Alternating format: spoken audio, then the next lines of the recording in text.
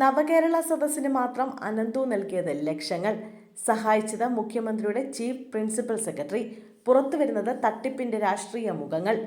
പകുതി വില തട്ടിപ്പിലെ പ്രധാന പ്രതി അനന്തുകൃഷ്ണന് എല്ലാ രാഷ്ട്രീയ പാർട്ടിക്കാരുമായി ബന്ധമുണ്ടെന്ന് അനന്തുവിന്റെ അഭിഭാഷകയും കോൺഗ്രസ് നേതാവുമായ ലാലി വിൻസെന്റ് പറയുമ്പോൾ അത് വെറുമൊരു രാഷ്ട്രീയക്കാരിയുടെ വാക്കുകൾ മാത്രമാണെന്ന് പറഞ്ഞ് തള്ളാൻ പറ്റില്ല എന്ന് തെളിയിക്കുന്ന വിവരങ്ങളാണ് പുറത്തുവരുന്നത്. CPM-ലെ നേതാക്കൾക്കും അനന്തു പണം നൽകിയിട്ടുണ്ടെന്നാണ് ലാലി പറഞ്ഞത്.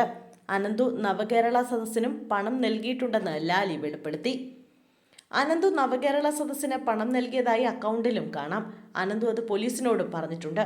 മുഖ്യമന്ത്രിയുടെ ഉപദേഷ്ടാവായ മുൻ ചീഫ് സെക്രട്ടറി KM എബ്രഹാമാണ് ഉന്നത പോലീസ് ഉദ്യോഗസ്ഥരെ കണ്ട് പ്രശ്നത്തിൽ ഇടപെടാൻ അപ്പോയിന്റ്മെന്റ് എടുത്തുകൊടുത്തത്. KM എബ്രഹാമിന്റെ ബന്ധുവാണ് കോഴിക്കോട് സ്വദേശി ബേബി. ബേബി നാഷണൽ NGO കോൺഫെഡറേഷന്റെ ട്രസ്റ്റിന്റെ ഭാഗമാണ്. ഇവരുടെയെല്ലാം അക്കൗണ്ടിലേക്ക് കോടികൾ പോയിട്ടുണ്ട്. നവകേരള സദസ്സിന് വേണ്ടി 7 ലക്ഷം രൂപ ഇട്ടു എന്ന് പറഞ്ഞിട്ടുണ്ടെന്നും ലാലി പറയുന്നു. ഒക്ടോബർ 3-നാണ് അനന്തുവിനെതിരെ ആദ്യമായി പരാതി വരുന്നത്. മൂവാറ്റുപുഴയിൽ നിന്നുമായിരുന്നു പരാതി. തുടർന്ന് അനന്തു കൃഷ്ണന്റെ ICIC ബാങ്കിന്റെ അക്കൗണ്ട് മരവിപ്പിച്ചു. ഇതിനെതിരെ പരാതി നൽകുന്നതിനാണ് അനന്തുകൃഷ്ണനും ബേബിയും പോലീസ് സ്റ്റേഷനിലെത്തുന്നത്.